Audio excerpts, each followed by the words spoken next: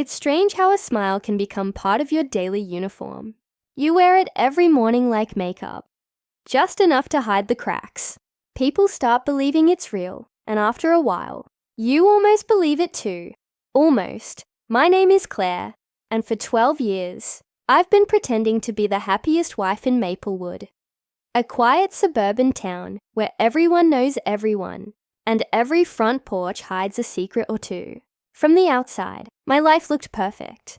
A neat white house, a husband who worked hard, and a son who smiled in every Christmas photo. But inside those walls, silence had become our language. It started small. Missed conversations, cold dinners, the kind of distance that doesn't scream, just whispers. Mark, my husband, wasn't cruel. He was absent, present in the room, but miles away in his head. Over time, I stopped reaching out. It was easier to nod, smile, and play the part of the good wife. That's what everyone saw. That's what I let them see. But last month something changed. Something inside me shifted. Something small at first, like the faint sound of a door unlocking somewhere deep in my mind. It was a Sunday morning in late November, the kind of morning that feels too quiet, like the air itself is holding its breath. I was standing at the kitchen counter, making pancakes for no one. Mark was upstairs, as usual, getting ready for another early meeting. He'd been having a lot of those lately. The coffee maker hummed. The smell filled the air, and for a moment, I felt an odd sense of detachment, like I was watching someone else's life. I looked down at my hands flipping pancakes and wondered, who is this woman? When the door closed behind him, I sat at the table and stared at the empty plate across from me. That plate had been empty for years, but that morning it felt heavier than ever. I picked up my phone and scrolled through old photos. Vacations, anniversaries, forced smiles. Every picture felt like a lie. And then, as if the universe wanted to mock me, a photo popped up from 12 years ago. Our wedding day. I stared at my face in that white dress, that beaming smile, those eyes full of hope. I didn't recognize her. Later that day, while folding laundry, I found something, a small envelope tucked inside one of Mark's shirts. My hands froze. It wasn't a bill, not a receipt. It was a letter. The handwriting was delicate, unfamiliar. Can't wait to see you again. Same place next week. My stomach twisted. The room spun. It wasn't the first time I had doubted him, but it was the first time I had proof. I didn't cry. Not then. Not even later. I just stood there, holding that note like it was a mirror, showing me what I had refused to see for years. But instead of confronting him, I did something unexpected. I smiled. I smiled the same way I always did. Wide, warm, practiced. And in that moment, I realized how good I'd become at pretending. That night, Mark came home late. He smelled like rain and perfume. I didn't ask questions. He kissed my forehead, like a stranger trying to remember a routine. I watched him walk upstairs, his reflection flashing briefly in the hallway mirror. Tired, distracted, guilty. I followed a few minutes later, but instead of going to bed, I stood by the window, watching the streetlights blink against the wet pavement. Maplewood was so still, so perfect. It made me sick. That's when the thought came. Quiet, dangerous, and thrilling. What if I stopped pretending? The idea stayed with me all night, whispering in the dark. By morning, I had made a decision. I got dressed like any other day. Soft grey sweater, hair tied back neatly. I brewed coffee, set the table, and waited. When Mark came down, his phone already in his hand, I said softly, "Mark, can we talk?" He didn't even look up. "Can it wait? I'm running late." I smiled again. "Sure." As he left, I watched the door close, and something inside me broke. Quietly, not like glass, but like fabric tearing from the inside. After he drove away, I went upstairs, opened his drawer, and took out the letter. I read it one last time. then folded it carefully and placed it in my own journal. I didn't know why I kept it. Maybe to remind myself that reality existed beyond my performance. That evening, I sat in the same chair by the window and imagined my life if I never smiled again. If I never tried to fix what had been dead for years. I wondered if he'd notice, if anyone would. The next morning, I didn't smile. Not when I made breakfast, not when I greeted the neighbors, not even when Mark returned home and asked if I was okay. For the first time in 12 years, I didn't pretend. He stared at me, confused, like looking at a stranger. Maybe he was. Maybe we both were. That night, as he slept beside me, I whispered something I had never said aloud. I don't love you anymore. The words didn't feel sad. They felt free. And in the silence that followed, I realized something chilling. Maybe I hadn't loved him in years. Maybe I never really had. The next morning felt different. Not louder, not brighter, just clearer. It was as if someone had cleaned the fog off my life. And now I could finally see what had always been there. Mark left for work like he always did. The same tie, the same distracted look, the same quick goodbye kiss that never touched his lips. But this time, I watched him, really watched him, and I realized something I hadn't before. I wasn't angry. I was empty. That scared me more than anything. I spent most of the morning wandering through the house, touching things I had stopped noticing. The photos on the wall, the soft hum of the refrigerator, the ticking clock above the TV. Every sound felt louder, every corner sharper. The house suddenly felt too big for one person's thoughts. I poured myself some coffee, sat at the kitchen table and opened my journal. The same one where I'd hidden the letter, the same one where for years I'd written little lies to keep myself from breaking. Apart, had a lovely dinner with Mark. He's been busy but still trying. Maybe next weekend will be better. I read those lines like someone reading a stranger's diary. The lies sounded desperate, pathetic. So I turned to a blank page and wrote one simple sentence. Today I didn't smile. I stared at it for a long time. It felt like a confession. By noon, I decided to go for a walk. The streets of Maplewood were quiet as always. Freshly mowed lawns, painted fences, women watering plants while pretending their lives were picture perfect. I passed Mrs. Henderson's house. She waved at me like she always did. I waved back, but this time, my hand felt heavier. She smiled too widely, and for a split second, I saw it. That same emptiness behind her eyes. Maybe I wasn't the only one pretending. Maybe none of us were truly happy here. I ended up at the small park near the edge of the neighborhood. I hadn't been there in years. The swings creaked, and a single yellow leaf drifted down in front of me. I sat on the bench, watching the world move quietly. That's when my phone buzzed. A message. Unknown number. It said, "You're not alone, Claire." I froze. My fingers went cold. My first thought was that it was Mark. Maybe trying to manipulate me. Maybe checking if I knew something. But no.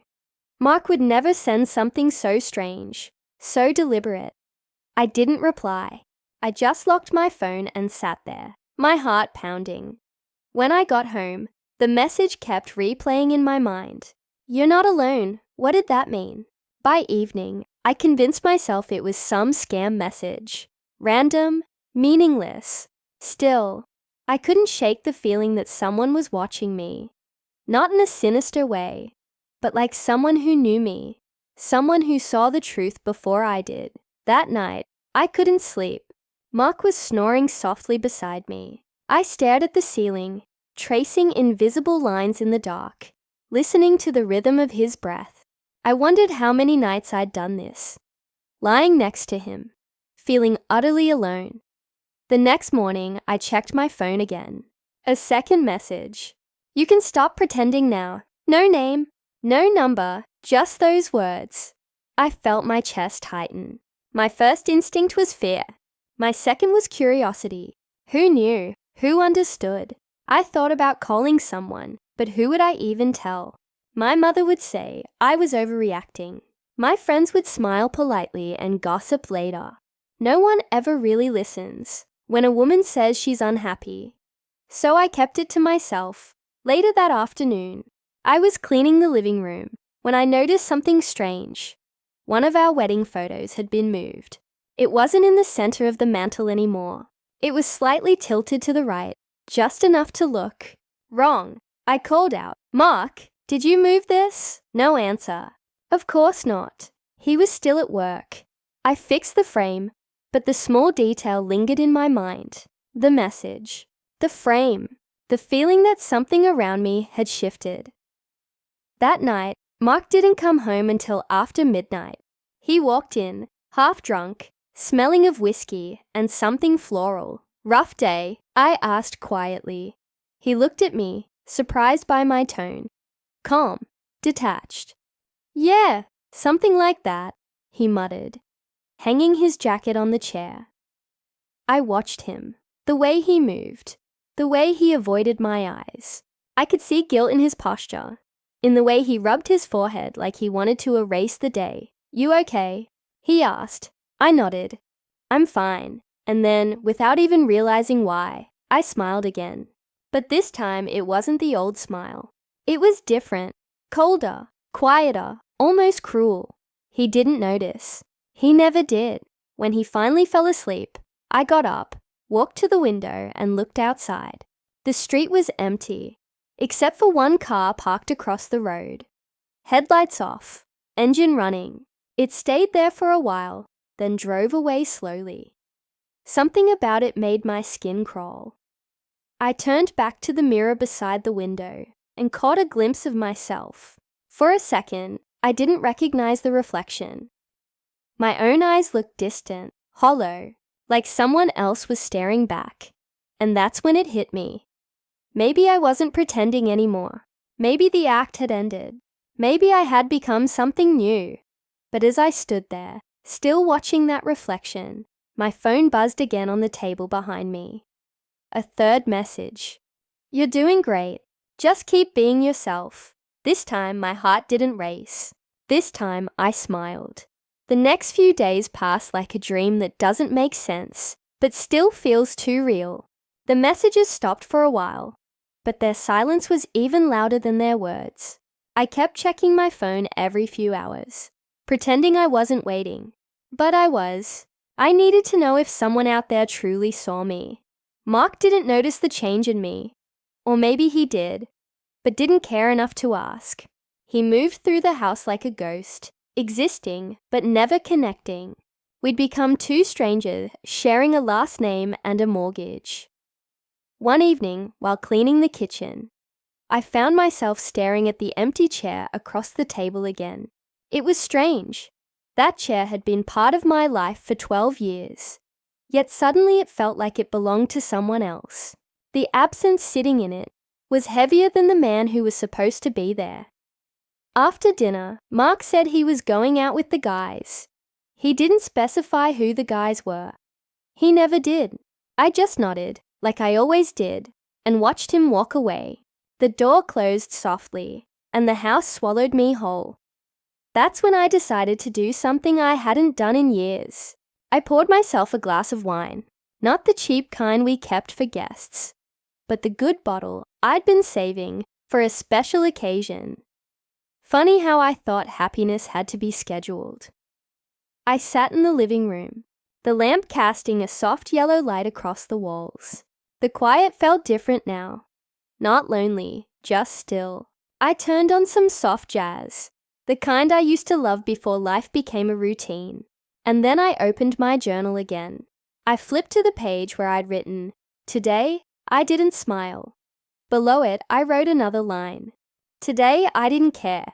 It felt good, sharp, honest.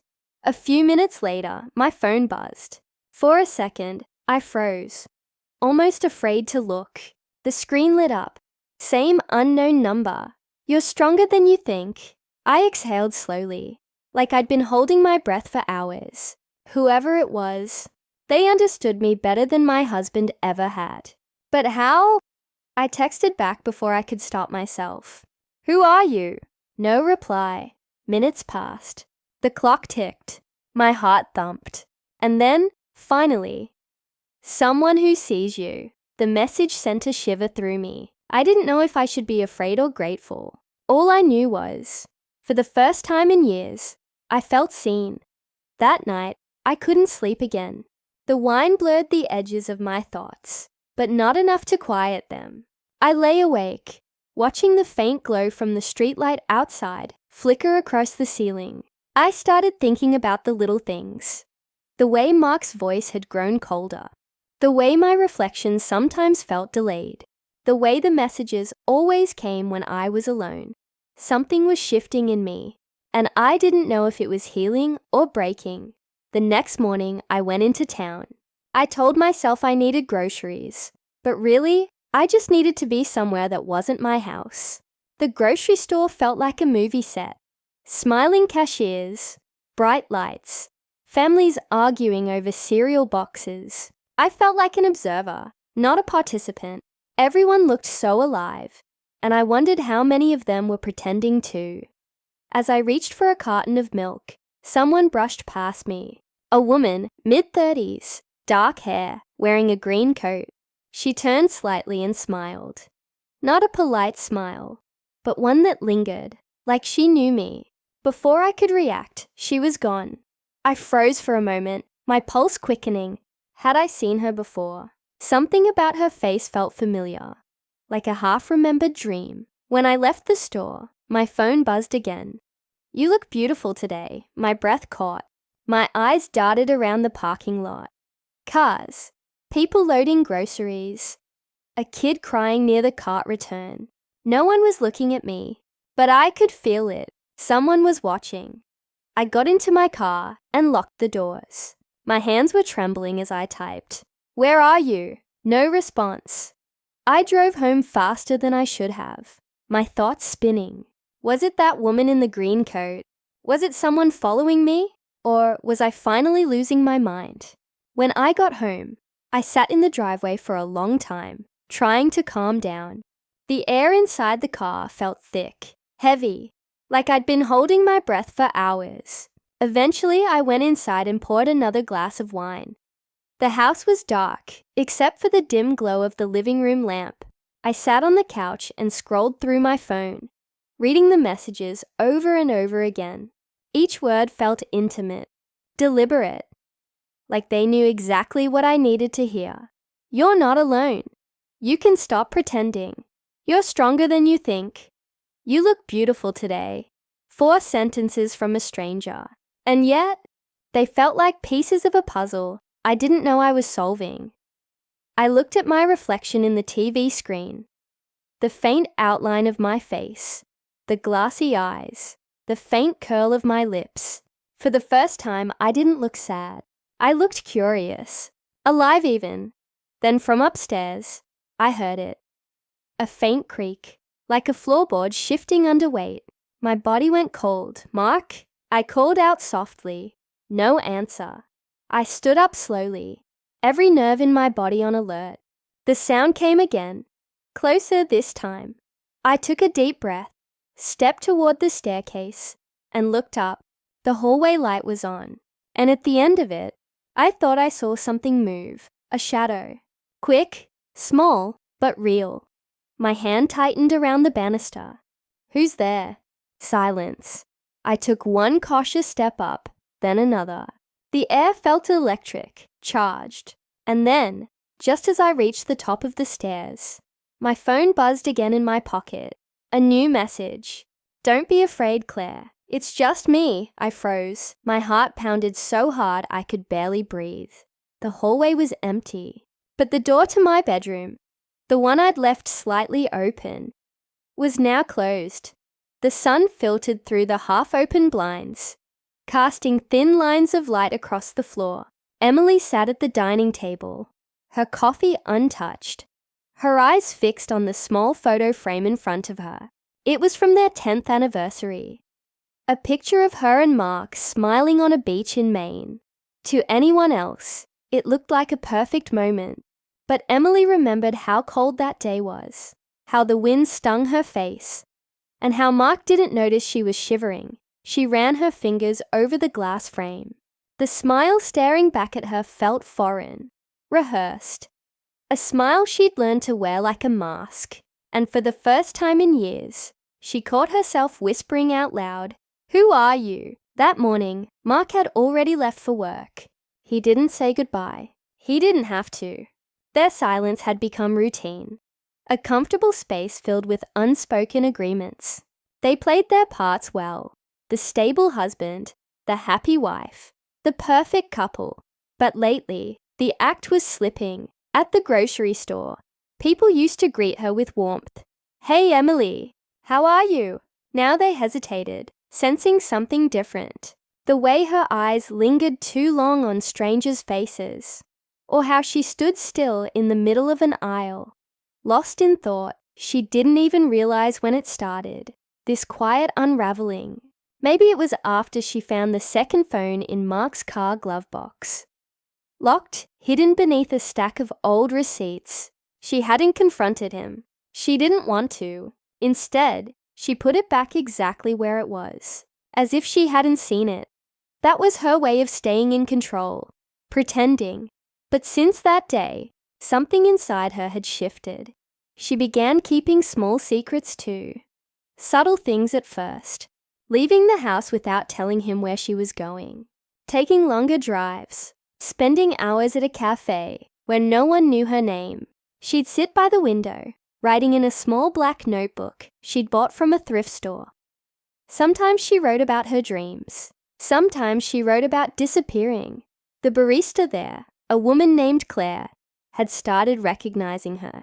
"You're here a lot lately," she said once, smiling softly. Emily smiled back, careful not to reveal too much. "I like the quiet," she said. Claire nodded. "Quiet can be good, until it isn't."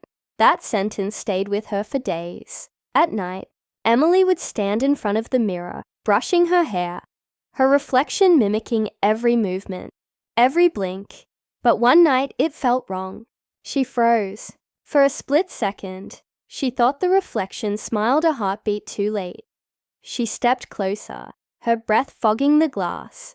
Her reflection looked normal now, but her chest tightened with an unease she couldn't explain. Later, lying beside Mark, she stared at the ceiling. The rhythm of his breathing was steady, mechanical. She tried to match it, to fall asleep beside it. But it felt like lying next to a stranger who had memorized her life better than she had. The next morning, she woke before dawn. She sat at her vanity, staring again into that same mirror. She whispered to herself, testing the sound of her own voice. "I'm happy," she said. Her reflection smiled, but the corners of its mouth didn't match hers. She blinked, hard. This time the reflection was normal, but she couldn't shake the feeling that something, or someone, was beginning to see through her lies. That day, she didn't go to the cafe. She drove past it, out toward the edge of town. The fog rolled in from the fields, wrapping the road in soft grey. She pulled over near an old wooden bridge. The kind locals said creaked with every step. She sat there, hands trembling on the steering wheel. Her chest felt heavy. For 12 years, she'd built her life around pretending. Pretending to love. Pretending to be loved. Pretending to be whole. But now, it wasn't just a performance for others. It was a story she'd forced herself to believe.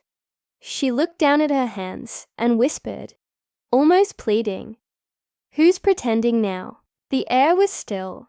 Then, faintly from the back seat, she heard something. A soft click. She turned. Nothing. Her heart pounded. And then she saw it.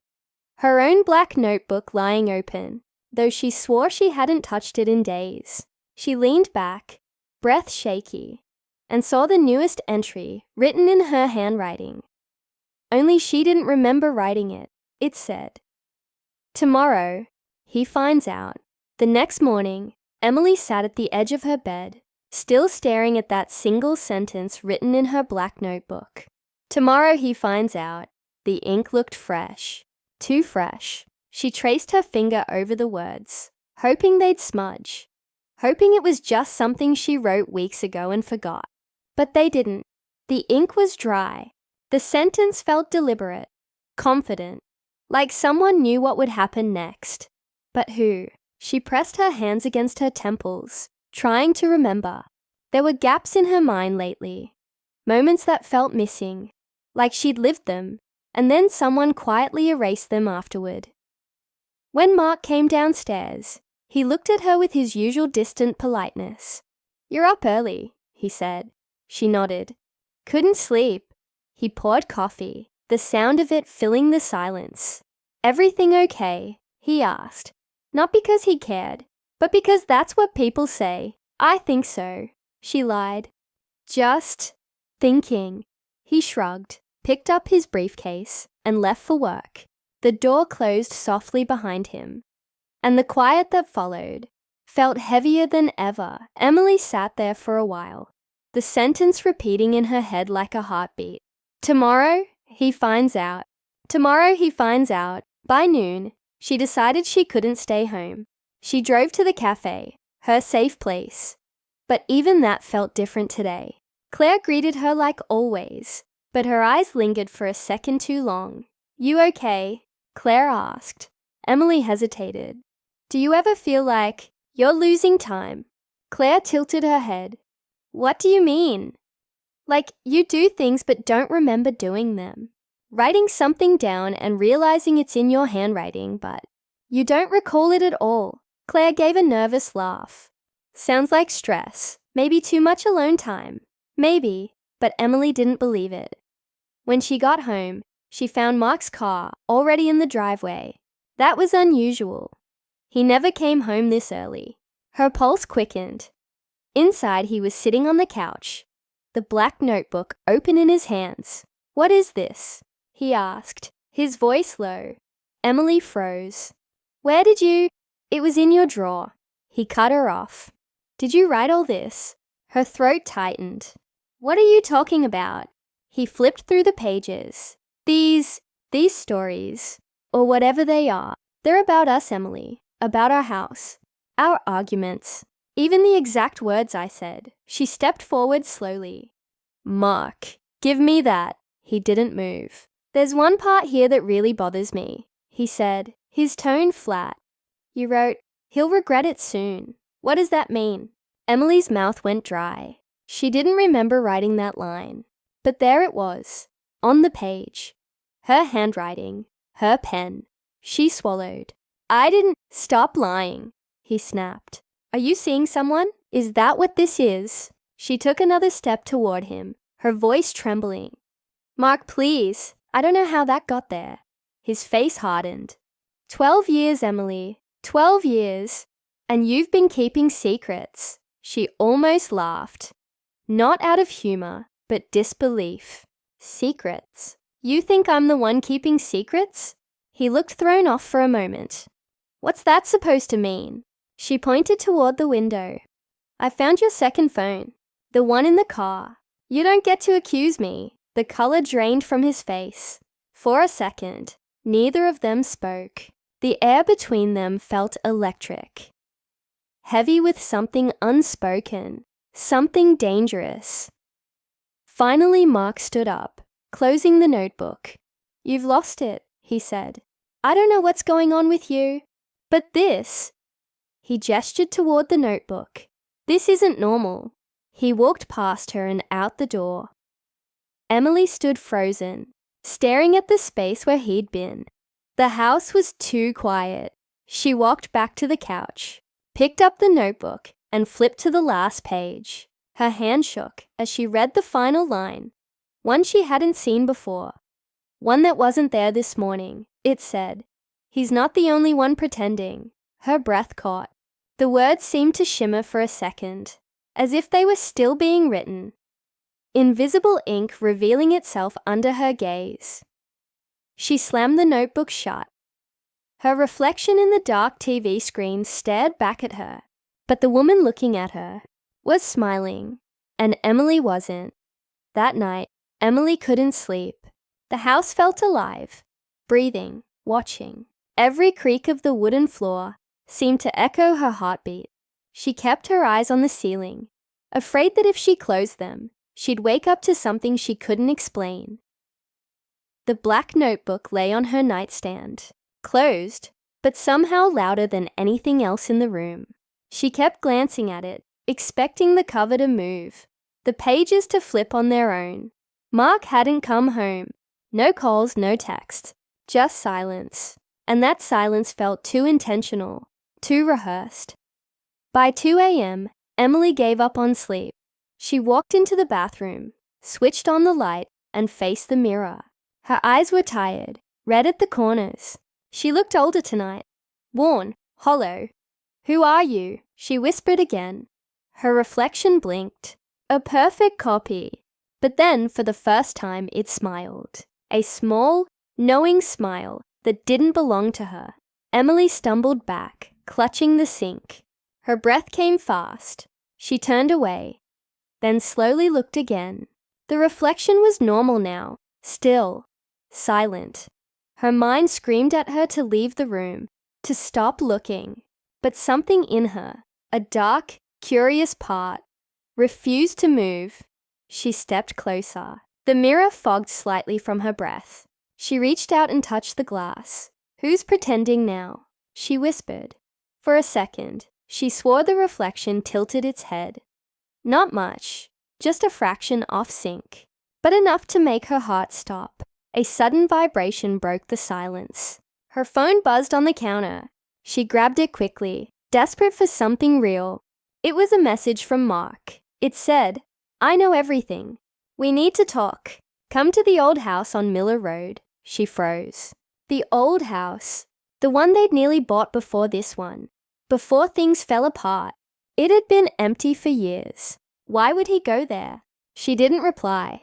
She just grabbed her coat, slipped the notebook into her bag, and left. The streets were empty. The fog was thick again, curling around her car as she drove through the quiet suburbs. Houses blurred past, perfect lawns, glowing porch lights, all looking the same, all pretending to. When she reached the old house, she saw his car parked outside. The front door was open slightly, moving with the wind. She stepped inside, flashlight trembling in her hand. Dust hung in the air like old secrets. "Mark?" Her voice echoed down the hallway. No answer. The rooms were empty, except for faint footprints on the wooden floor. His, maybe hers too. Then she saw it, in the living room. Another mirror, a tall, cracked mirror, leaning against the wall, covered with a thin sheet. She walked toward it slowly, her pulse racing. The air felt colder here, heavy. She reached out, pulled the sheet away, and there she was. Her reflection stared back, but something was wrong. The reflection wasn't standing still. It was breathing faster than she was, the chest rising and falling out of sync. Her breath caught. She took a small step back. The reflection smiled. It wasn't her smile. The voice that came next wasn't from her mouth. It came from the mirror. Quiet, steady, feminine. "You've been pretending for so long, Emily." Her knees weakened. "Who are you?" The reflection tilted its head, mirroring the same movement as before. "You already know." Emily shook her head. "No, you're not real." The reflection smiled wider. "Neither are you." Her flashlight flickered. The room darkened. The voice continued, calm, almost gentle. "You built this version of yourself, the good wife, the smiling woman. But that's not who you are. You buried her, remember? You wrote her away." Emily's hands trembled. "I didn't write." The reflection interrupted softly. "You did. Every word in that notebook. Every memory you erased." Emily stepped closer, her voice breaking. "What do you mean?" The reflection's smile faded. "He didn't hurt you, Emily. You hurt him." The air left her lungs. "No," she whispered. "That's not true." "Then why did you write it?" The mirror shimmered, and for a heartbeat, she saw it. Flashes like lightning. Mark's face twisted in pain. his hands reaching out, a scream swallowed by silence. Her mind reeled. She stepped back, clutching her head. No, no, no. The reflection leaned forward, its voice almost a whisper now. You can start pretending anytime you want, but the truth won't go away. The flashlight went out. Darkness swallowed the room. And in that darkness, Emily finally remembered. When the light came back, Emily was on the floor. Her hands were covered in dust, her heart pounding so hard it hurt. The mirror stood in front of her, cracked now, splitting her reflection into a dozen distorted pieces. The air was thick with the smell of old wood and rain seeping through the roof. Her flashlight lay a few feet away, flickering weakly. She whispered into the silence, "Mark." Nothing. Just the faint hum of wind through the broken window. She pushed herself up, her legs shaking. Her eyes darted to the corner of the room. Something was there. A shadow, half seen, half imagined. She lifted the flashlight, and for a moment, she thought she saw him. Mark, lying still, her breath caught. "Mark!" She ran forward, but as soon as the light hit his face, she stopped cold. His eyes were open, but they weren't seeing her. They were glassy, frozen, empty. Her scream filled the room. She stumbled back, hand over her mouth. Then she saw it. The black notebook lying beside his body, pages open and fluttering in the wind. She reached for it slowly, every instinct screaming not to. The page facing up had words written in her handwriting. Words she didn't remember writing. He found out. I had to make him stop. He wouldn't let me be her anymore. Emily stared at it, her pulse roaring in her ears. The words blurred. The flashlight slipped from her hand and hit the floor with a thud. She fell to her knees, shaking her head. No, I didn't. I couldn't. But the memory came rushing back. The fight, the shouting, the glass shattering, the heavy sound when he fell. She hadn't been pretending to be happy. She'd been pretending to be innocent. Tears streamed down her face as the truth sank in. The reflection wasn't haunting her. It was her, the part of herself she had buried after that night, the part that knew exactly what she'd done. She had written a new story to survive, one where she was the victim, not the killer, one where she forgot what really happened. The notebook had been her confession all along. Her mind had split the story in two, the woman she wanted to be and the woman she truly was.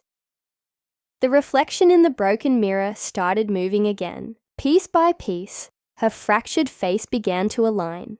The reflection smiled, soft, almost kind. "It's time to stop pretending," it whispered. Emily shook her head, whispering back, "If I remember, she comes back. She never left," the reflection said. The light from her flashlight finally went out. For a moment, there was only darkness. Then, faintly, the sound of sirens in the distance. Someone must have heard the scream. Emily sat still, her eyes on the mirror, her voice barely a whisper. I didn't want to hurt him. But the reflection didn't answer this time. It just watched her, calm and silent, as if waiting for her to finally admit the truth. The door creaked open behind her. A flashlight beam swept across the room. "Ma'am, are you okay?" A voice called out. Emily turned toward it slowly, her face pale, her eyes blank. She held up the notebook, her voice trembling but steady. "I wrote everything down," she said. "It's all here." The officer took a cautious step forward. "Ma'am, we'll take care of it. Just put the book down." Emily looked down at the notebook one last time. At the first page, where she'd written the words 12 years ago. The wife who pretended to be happy. She smiled faintly. "I guess I stopped pretending," she whispered. And as they led her away, her reflection in the mirror, cracked, splintered, and smiling, stayed behind, watching her go.